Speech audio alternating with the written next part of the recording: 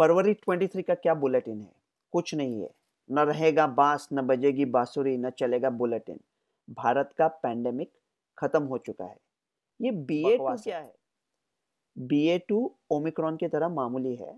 वो आपको अस्पताल नहीं भेजता, खासकर उन लोगों को जिनको नैसर्गिक कोविड हुआ था या जिन्होंने टीके लिए थे, और काफ़ी लोगों को ओमिक्रॉन हो चुका है अब दुनिया में। जिन लोगों को डेल्टा हुआ था उनको ओमिक्रॉन ने पकड़ लिया था।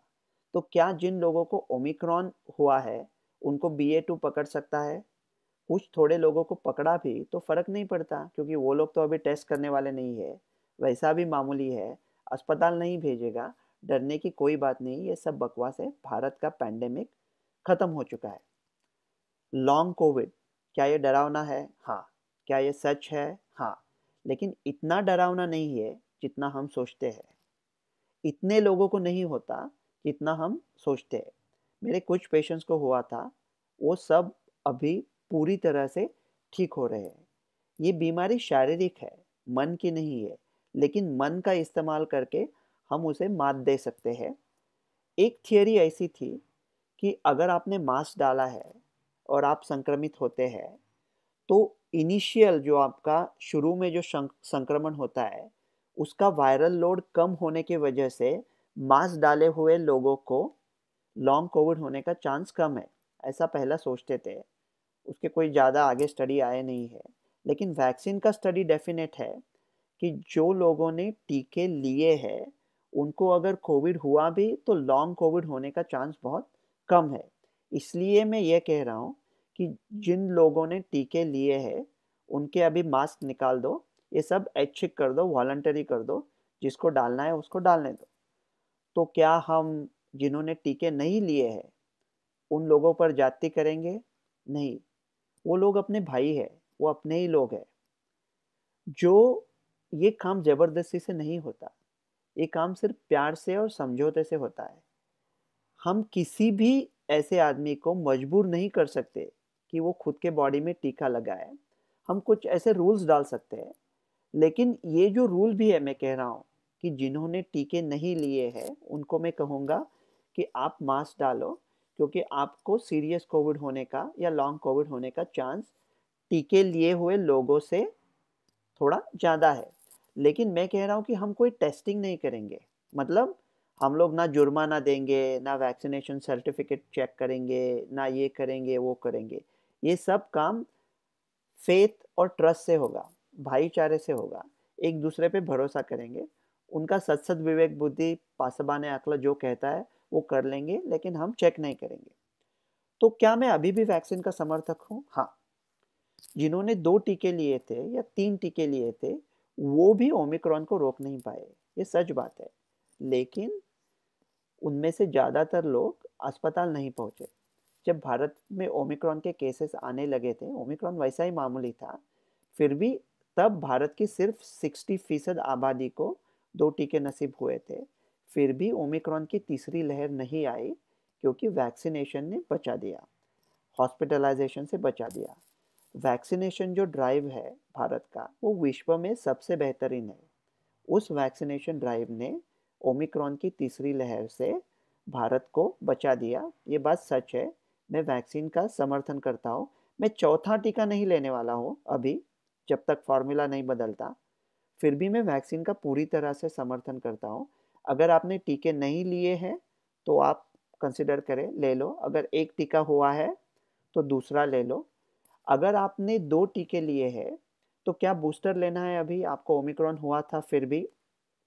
अगर आपकी उम्र 65 के ऊपर है या आपको किसी आपकी इम्यूनिटी कम है तो डेफिनेटली बूस्टर कंसिडर करें। अगर आपकी उम्र 65 के नीचे है, आपने 2 टीके लिए थे और आपको लगता है आपको ओमिक्रॉन भी हुआ है, फिर भी आप बूस्टर कंसिडर कर सकते हैं। उसका नफ़ा नुकसान का रेशो देख लिया तो फिर भी नफ़ा ही रहेगा, इसलिए वैद्यकीय मशवरा नहीं है। मैं अगर खुद होता तो ऐसा करता। बिल गेट्स तो कह रहा है कि नया पैंडेमिक आ रहा है। विश्व में 3 तरह के लोग हैं, एक डॉक्टर्स है, बिल गेट्स है, और भारत के जुगाड़ वाले नौजवान हैं। डॉक्टर्स पैंडेमिक को देख लेंगे, बिल गेट्स सॉफ्टवेयर को देख लेंगे, वो विश्व में सबसे बेहतरीन सॉफ्टवेयर बनाता है, और भारत के नौजवान जुगाड़ वाले उसी सॉफ्टवेयर को किसी को कुछ पैसा दिए बगैर कॉपी करके यूज़ करना देख लेंगे। तीनों लोग वो करेंगे जिसमें वो अच्छा है। मैं मजाक कर रहा था। सॉफ्टवेयर कॉपी करना अच्छी बात नहीं है, लेकिन बिल भैया से इतना कहूँगा, आप जो भी कुछ है बिल भेज दो, अभी बहुत हो गया यार, पैंडेमिक वैंडेमिक कुछ नहीं है। इंग्लैंड ने पूरे निर्बंध अभी हटा दिए हैं और एक्सपर्ट्स उनको इल्ज़ाम दे रहे हैं कि उन्होंने ऐसा लोकप्रियता के लिए किया है। देखो, अगर ये चीज़ गलत भी है, तो लोगों को प्रिय होने वाली चीज़ें करना, इसी को लोकतंत्र कहते हैं। अगर गलत भी है तो, और यहाँ पे गलत भी नहीं है, सही है। भारत की जनता सही है, भारत के एक्सपर्ट्स गलत है। अभी सब निर्बंध उठाने का समय आ गया है। तो भारत को अभी क्या करना चाहिए?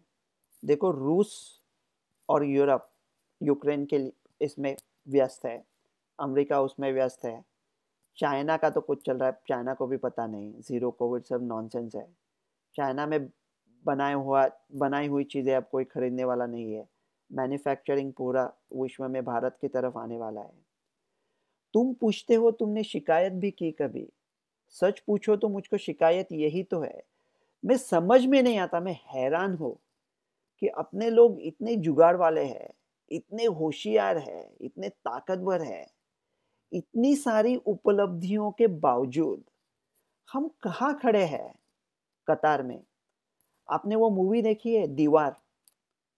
उसमें एक कुली क्या कहता है, अगले महीने और एक कुली पैसा देने से इनकार करेगा। हम लोग वो है, और हम लोग बात कैसे करते हैं, नहीं नहीं मेरी बहन की शादी है, मैं नहीं दूंगा 2 रुपया, मैं नहीं देने वाला हफ्ता।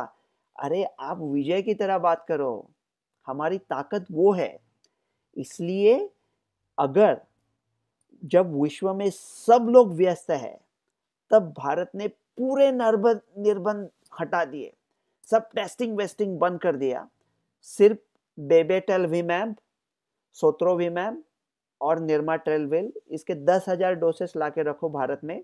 जो हाई रिस्क है उनको ठीक कर दो, बाकी कुछ करो मत, टेस्टिंग वेस्टिंग बंद करो, ट्रैवल सब खोल दो। भारत बिजनेस के लिए खोल दो। अगर भारत ने आज ये किया तो विश्व में मतलब इतनी बरकत आएगी। अभी ये 2 महीने का या 2 महीने का 2 हफ्ते का समय है। ये 2 हफ्ते में अगर भारत ने बाजी मार ली तो पूरे विश्व का सारा बिजनेस भारत लेके जाएगा। मुझे लोग कहते हैं कि मैं ऐसे शेर कहता हूँ को लोगों के समझ में नहीं आते, मेरे भी समझ में नहीं आते कई बार। आज भारत की जनता के लिए एकदम सादा सा शेर कहता हूँ। भारत की जनता को डॉक्टर रवि कह रहे हैं, भूल गए तुम जिसे, याद करे कौन उसे, जिसे तुम याद हो और किसे याद करे।